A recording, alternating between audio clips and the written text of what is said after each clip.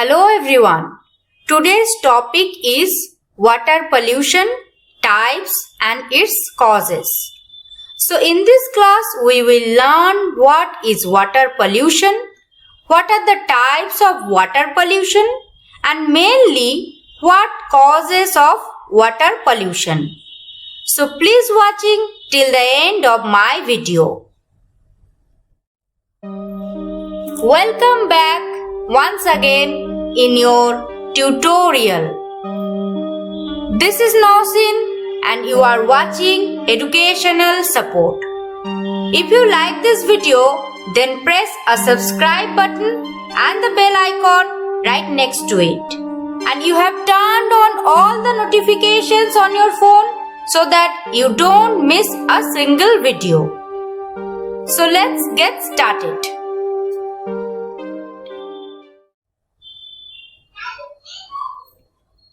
We know that water is a precious resource and without water, life is just impossible on earth.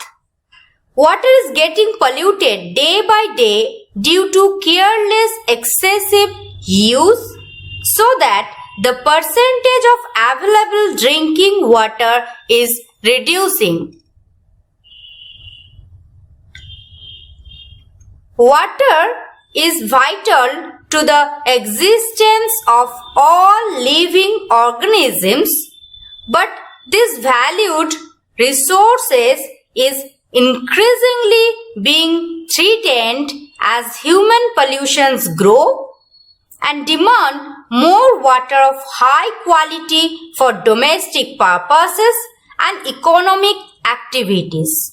Water abstraction for domestic use, agricultural production, mining, industrial production, power generation and forest practices can lead to deterioration in water quality and quantity that impact not only the aquatic ecosystem but also the availability of safe water for human consumption.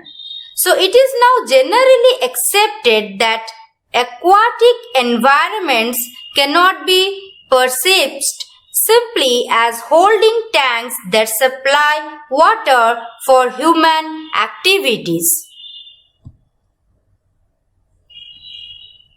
Now we are going to discuss what is water pollution. So water pollution is the contamination of water bodies, usually as a result of human activities, and water bodies includes, for example, lakes, rivers, oceans, aquifers and groundwater. Next, we are going to focus on what are the types of water pollution? There are two types of water pollution: surface water pollution and groundwater pollution.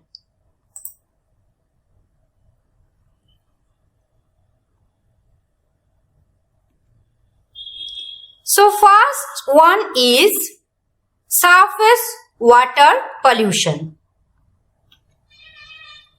Earth's water resources are huge oceans, lakes and rivers, and water resources like this are called surface waters. Hazardous substances coming into contact with the surface water and dissolving or mixing physically with the water can be called surface water pollution. The most obvious type of water pollution affects surface water. For example, a spill from an oil tanker creates an oil slick that can affect a vast area of the ocean. So, the second one is groundwater pollution. Not all of Earth's water sits on its surface. However, a great idea of water is held in underground rock structures known as aquifers, which cannot see and seldom think about. Water stored underground in aquifers is known as groundwater. Aquifers feed our rivers and supply much of our drinking water. They too can become polluted. For example, when wheat wickets used in people's gardens drain into the ground. So groundwater pollution is much less obvious than surface water pollution, but is no less of a problem. Next, we are going to discuss on indications of water pollution. Some forms of water pollution are very obvious. Everyone has seen TV news footage of oil slicks filmed from helicopters flying overhead. Water pollution is usually less obvious and much harder to detect than this. There are two main ways of measuring the quality of water. One is to take samples of the water and measure the concentrations of different chemicals that it contains. If the chemicals are dangerous or the concentrations are too great, we can regard the water as polluted. Measurements like this are known as chemical indicators of water quality. Another way to measure water quality involves examining the fish, insects and other invertebrates that the water is support. If many different types of creatures can live in a water, the quality is likely to be very good. If the river supports no fish life at all, the quality is obviously much poorer. Measurements like this are called biological indicators of water quality. Next, I am discussing causes of water pollution. There are many different causes of water pollution. Those are waste, sewage, nutrients, acid rain, chemical waste, heavy metals, oil pollution, ocean and marine dumping, mining activities, radioactive waste, fine grind powders, religious means, and thermal heating. So first is sewage waste. With billions of people on the planet, disposing of sewage waste is a minor problem. Yet, the problem of sewage disposal does not end there. Sewage from domestic households, factories, and commercial buildings, sewage that is treated in water treatment plants is often disposed into the sea. Sewage can be more problematic when people flush chemicals and pharmaceutical substances down the toilet.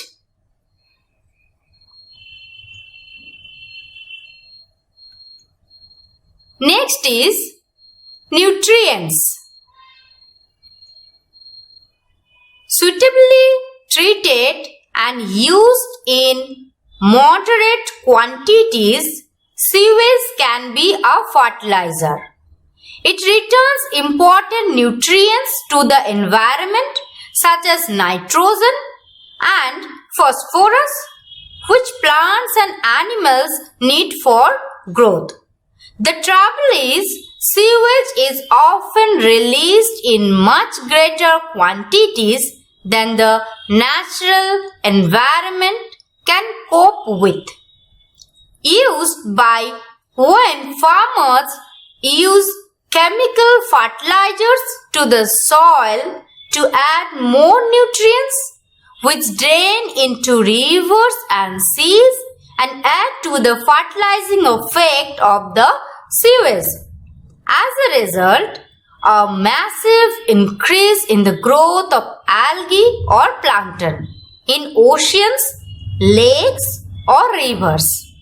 This is known as harmful alga. It is harmful because it removes oxygen from the water that kills other forms of life, leading to what is known as a dead zone. Next is acid rain. So acid rain is a broad term that includes any form of precipitation with acidic components such as sulfuric or nitric acid that fall to the ground from atmosphere in wet or dry forms. Include rain, snow, fog that is acidic. Causes water pollution. If you are eager to know about acid rain, then keep visiting educational support. Subscribe my channel, like and share this channel with your friends and also press a bell icon to get notification. So next one is chemical waste. Detergents are relatively mild substances. At the opposite end of the spectrum are highly toxic chemicals such as PCBs. They were once widely used to manufacture electronic circuit boards, but their harmful effects have now been recognized and their use is highly restricted in many countries. Nevertheless, an estimated 500,000 tons of PCBs were discharged into the environment during the 20th century. In a classic example of transboundary pollution, traces of PCBs have been found in birds and fish in the Arctic. They were carried there through the oceans, thousands of miles from where they originally entered the environment. Although PCBs are widely banned, their effects will be felt for many decades because they last a long time in the environment without breaking down.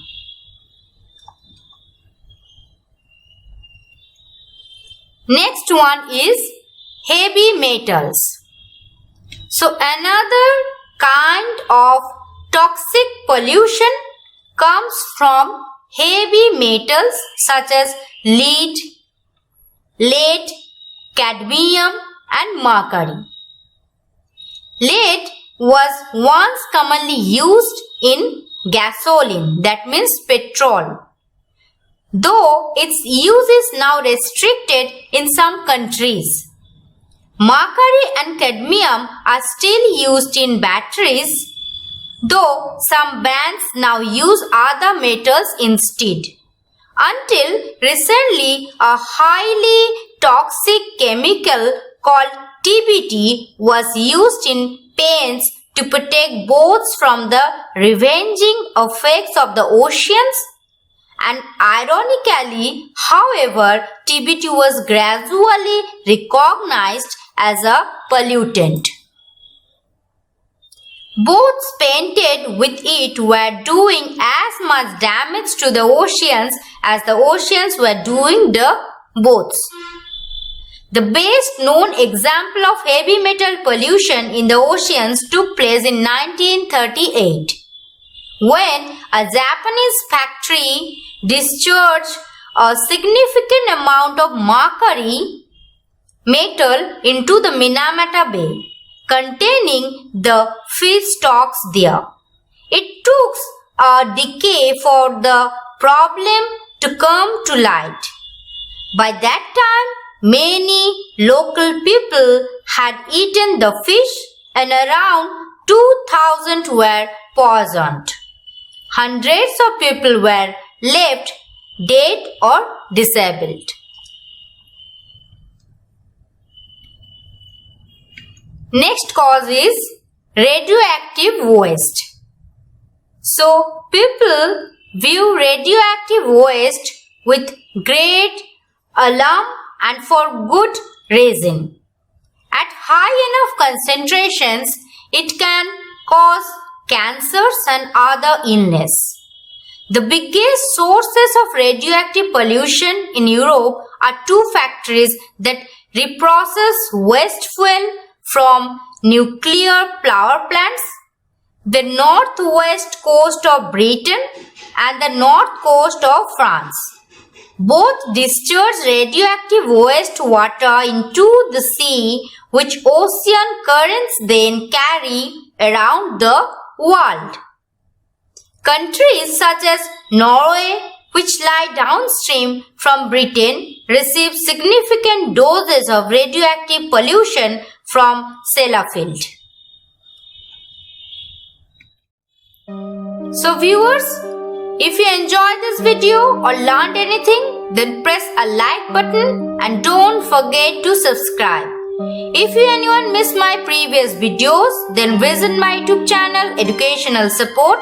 A link of the videos are given in my description box below. So go for it and subscribe my channel. Next cause is water pollution.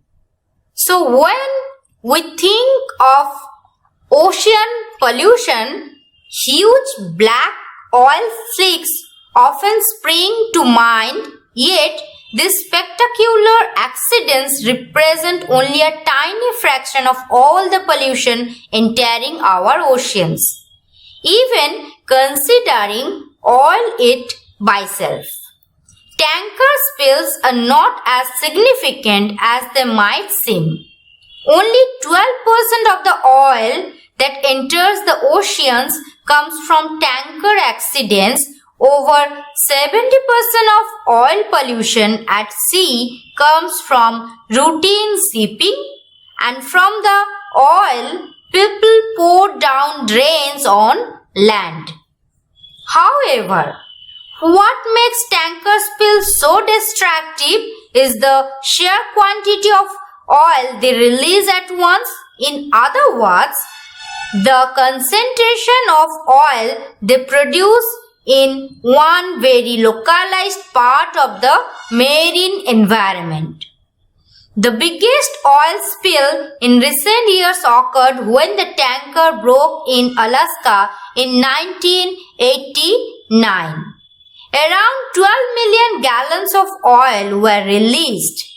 Estimated of the marine animals killed in the spill vary from approximately 1,000 sea otters and 34,000 birds to as many as 3,000 sea otters and 3 lakhs seabirds. Several billion salmon and herring eggs are also believed to have been destroyed. Next cause is ocean and marine dumping, that is plastics. So, if you are ever taking part in a community beach clean, you will know that plastic is far and away the most common substances that washes up with the waves. There are 3 reasons for this. Plastic is one of the most common materials used for making virtually every kind of manufacturing manufactured object from clothing to automobile parts. And plastic is light and floats easily, so it can travel enormous distances across the oceans. And most plastics are not biodegradable. That means they don't break down naturally in the environment. Which means that things like plastic bottle tops can survive in the marine environment for a long time. A plastic bottle can survive an estimated 450 years in the ocean, and plastic fishing line is last up to 600 years. While plastics are not toxic in quite the same way as poisonous chemicals, they nevertheless present a major hazard to seabirds, fish, and other marine creatures. About half of all the world's seabird species are known to have eaten plastic residues. In one study of 500 spearwaters in the North Pacific, over 80% of the birds were found to contain plastic residues in their stomach. In the early 1990s, marine scientists said that from the 2-kilometer length of beach in the remote islands in the South Pacific, and his study recorded approximately 1,000 pieces of garbage, including 268 pieces of plastic, 71 plastic bottles, and 2 dolls' heads.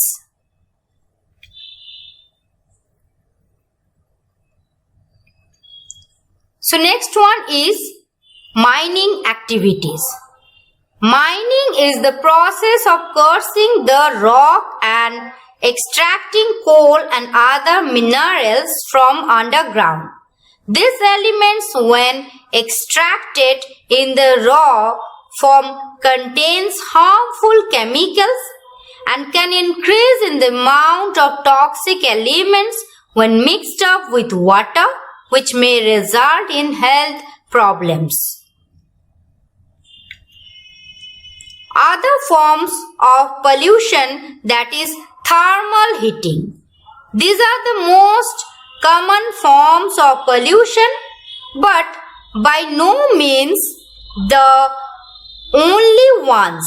Heat or thermal pollution from factories and power plants also cause problems in rivers.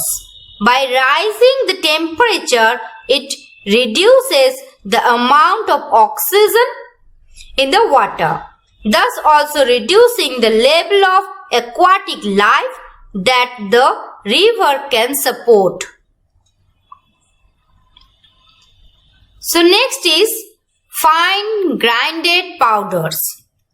Another type of pollution involves the disruption of sediments that flow from rivers into the sea. So dams built for hydroelectric power or water reservoir can reduce the sediment of flow. This reduces the fermentation of beaches, increased coastal erosion, and reduces the flow of nutrients from rivers to seas. Increased sediments can also present a problem. During construction work, soil, rock, and other fine powders sometimes enters nearby rivers in large quantities, causing it to become turbid. The extra sediment can block the gills of fish, effectively suffocating them. Construction firms often now take precautions to prevent this kind of pollution from happening.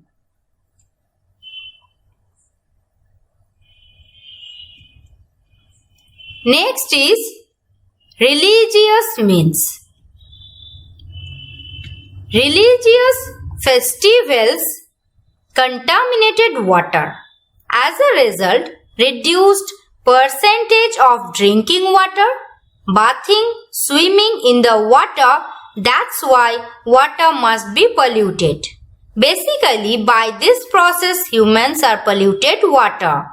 And many areas are now being affected by careless human pollution.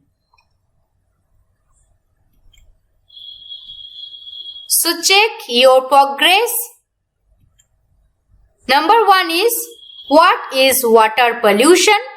Number 2 is, what are the different types of water pollution? Number 3 is, what are the main causes of water pollution? And number 4 is, what do you mean by acid rain?